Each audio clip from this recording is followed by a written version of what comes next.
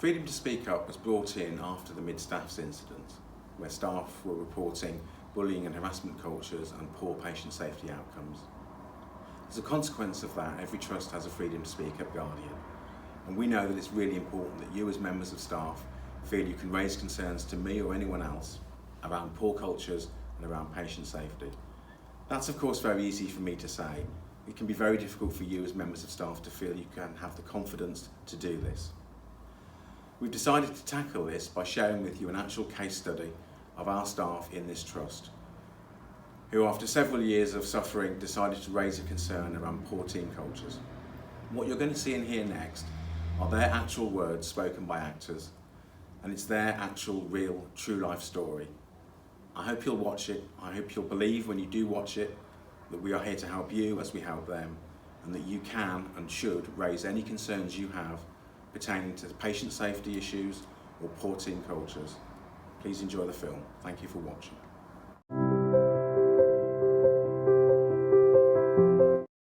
I wasn't very comfortable with the situation. I'd often find myself feeling sick before I came into work, wondering whether the person was going to be in or not. I felt I was being picked on all the time, picking at different things I was doing. I felt degraded. You'd definitely dread coming to work. You'd drive to work thinking what mood they're going to be in today, what they're going to be like. I'd only have to look at their face to know what sort of day I was going to have. I'd steer clear of coming to the office. I'd do my office work when they weren't around.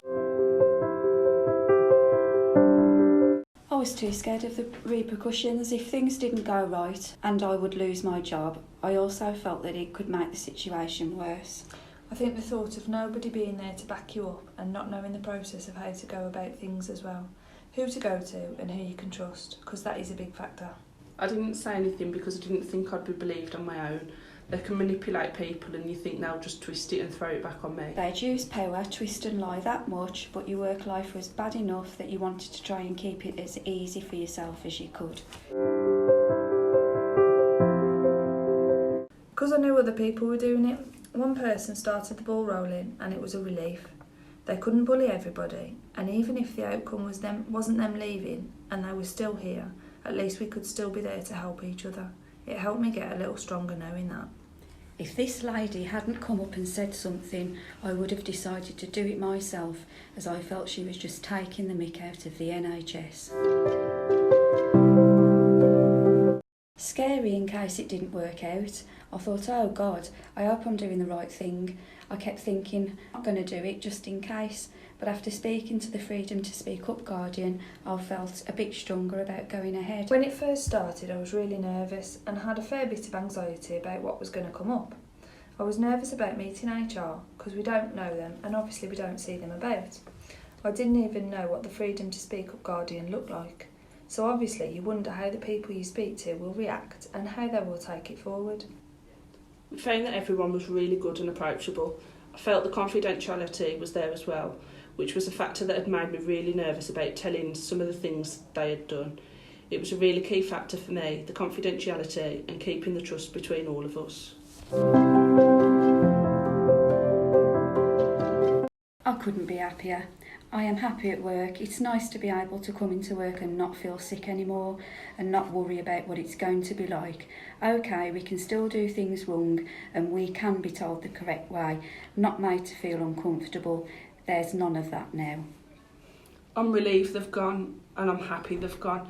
The environment's come back to a better atmosphere. When our new manager comes in now, it's morning and it's lovely to have someone that nice to start the day with.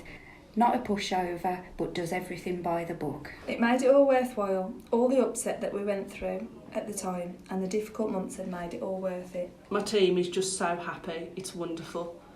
Wonderful, and I think other people should do it and not be bullied and come forward. I'd never let it get to that stage again. I would say talk to somebody about it for definite. Go for it, especially if you've got the backing of someone to help you in the process. I would say go for it now. I wouldn't think twice about doing it again if anything else happened. It's made me stronger and I do believe it works now. Don't be put off by your banding. We're all human. We should be treated equally and in the right way.